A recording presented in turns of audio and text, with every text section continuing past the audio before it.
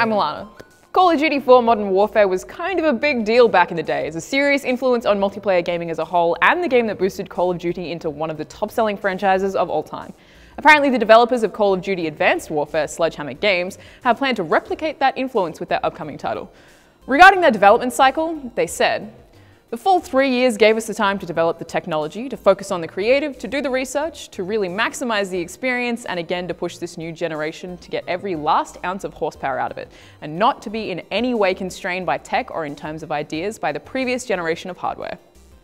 This is a pretty big ambition, but Sledgehammer did also say that Advanced Warfare's E3 presentation would be incredibly special, which I certainly didn't notice. Look, I'm not a huge fan of Call of Duty in general, but I can still definitely appreciate how influential the original Modern Warfare was, and part of me does hope that Advanced Warfare will mix up the shooter genre a bit. Advanced Warfare is set to release on November 4 on Xbox One, PS4, Xbox 360, PlayStation 3, and PC.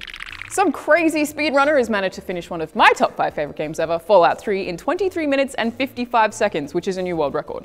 By using a series of unusual techniques, Bubbles de Fuego basically managed to force the game to finish way faster than it normally would. Stuff like pushing NPCs so they reach their destinations faster and skipping dialogue by using quick save seems to make a pretty big difference.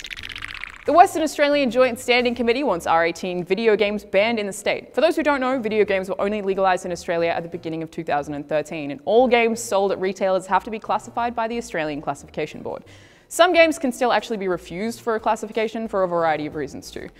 But the Western Australian Joint Standing Committee on the Commissioner for Children and Young People has recommended in its Sexualisation of Children report that games should be banned, saying, "While the impact of sexualisation on children is difficult to quantitatively measure and to distinguish from other influences in their lives, this does not mean that the issue should not be addressed.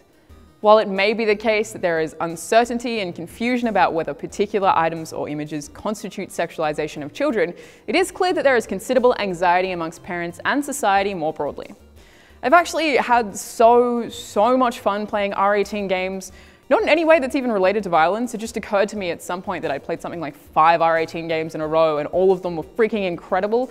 Being Australian myself, I'm just hoping that other states won't follow suit. Since R18 games are legalised, I played a whole lot of great stuff that actually doesn't seem all that violent or that sexual, and I just don't want to miss out on it. EA Sports have released a new trailer for FIFA 15 detailing what they call a whole new level of visuals.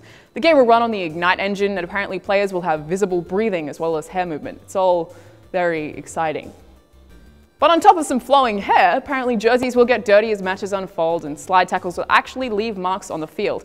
Doesn't this just keep getting more exciting? I'm excited. The new video was apparently captured on the incomplete version of FIFA 15 for the Xbox One, PlayStation 4 and PC, and the game is set to launch on September 23rd. I'm Alana, and thanks for watching Button Bash.